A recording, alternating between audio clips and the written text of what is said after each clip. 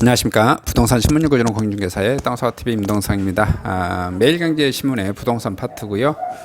부동산 신문을 보시면 오늘 둔촌 주공 183일 만에 공사 재개 공사비가 1조 이상 늘어날 것이다라는 것이죠.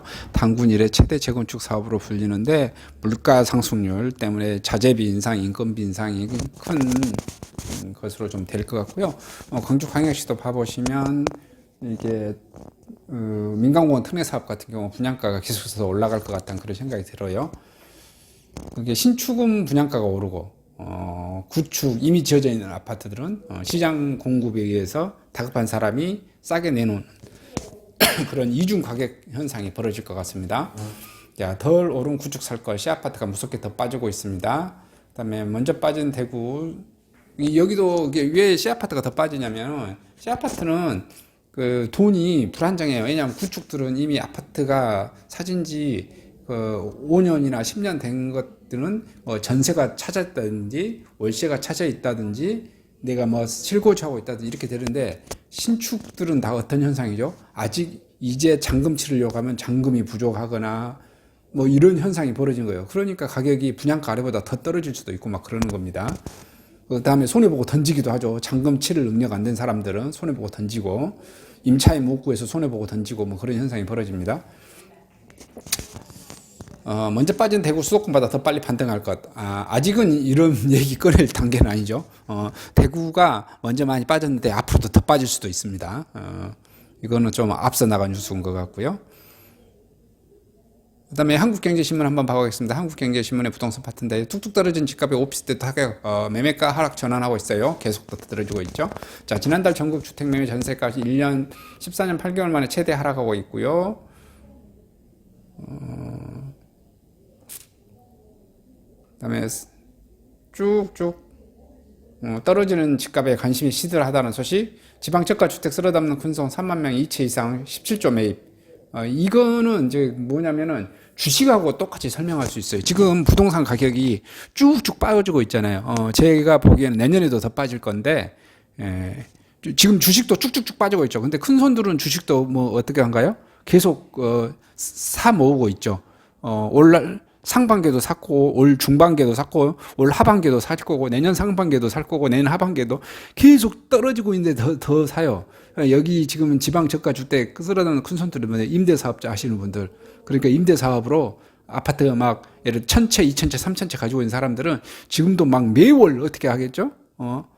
하락하고 있는 주택들을 5채씩, 10채씩 계속 사들이겠죠. 아주 싸게 사는 거니까. 그렇게 보시면 되실 것 같아요. 그 다음에 이분들은 어떻게 되죠? 내년에도 계속 한 달에 10채씩, 20채씩 계속 더 사들이겠죠. 자, 부동산 10년 주기설 하락세 속수무책 2012년 데자뷰입니다.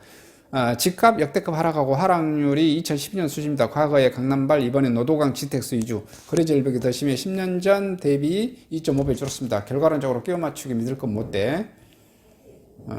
몇 년간 급등장을 거친 후 미국발 금리 인상이 시작되면서 집값이 속수무책으로 떨어지고 있고 매수 심리는 극도로 위축되고 금매 위주로 간헐적 거래가 몇억 원씩 떨어진 금매 가격이 곧 시세가 형성되고 있고요. 하락세가 걷잡을 수 없어 번지면서 2012년 하락장과 현재를 비교하는 부동산 10년 주기설입니다.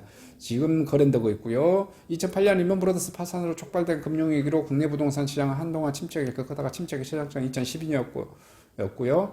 17일 한국부동산원은 주간 아파트 가격 동향 조사에 따르면 10월 둘째 주 전국 집값은 0.23, 수도권 0.28, 서울 0.2 떨어졌고요. 전국과 수도권은 2012년 5월 부동산원이 해당 통계를 작성한 이래 최대, 서울은 2012년 8월 27일 이후 최대 낙폭을 기록했고요. 상황이 이렇다 보니 10년을 주기로 부동산 시장에 비슷한 모습을 나타낸 10년 주기설이 다시 회자되고 있습니다. 2012년 글로벌 금융위기로 시작된 시장 침체기 절정에 달았던 때고요.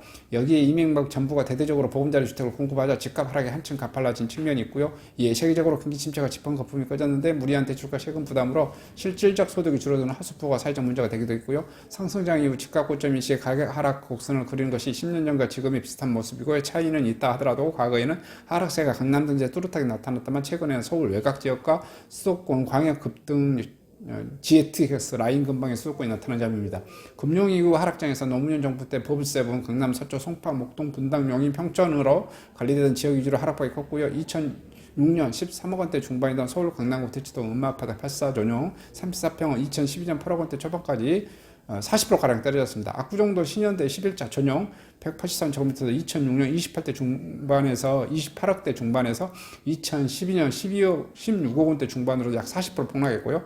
반면 현재는 상승기 막바지 급등했던 서울 강북권 GTX가 지난해 인천과 경기도 지역 수원, 용인, 성남 하락세를 이끌었고요. 부동산에 따르면 올해 들어 10일까지 서울 노원구는 전년 대비 3.98, 도봉구는 3.88 떨어졌고요. 수원 영통구 마이너스 7.16, 화성시 마이너스 6.34, 의왕시 마이너스 5.43, 용인 수지구 마이너스 4.3, 안양 동안구 마이너스 4.07, 서울 바깥으로 내리폭이 더 컸고요. 실거래를 보면 서울 노원구 상계동 상계 주공 6단지 전용 58제곱미터는 지난해 9월 9억 4천만 원의 최고를 찍었고요. 지난해 8월 7억 원으로 2억 4천만 원 내렸고요. 수원시 영통구 원천동 광교 중 S클래스는 84제곱미터는 지난해 11월 18억 원에서 지난달 12억 원으로 6억 원에 떨어졌고요. 최근 거래 절벽 현상은 2012년보다 더 심합니다. 서울 부동산 정보공장에 따르면 올해 들어 8월까지 거래된 서울 아파트는 9,220건이고요. 2012년 24,664건에 비하여 160% 이상 줄었습니다.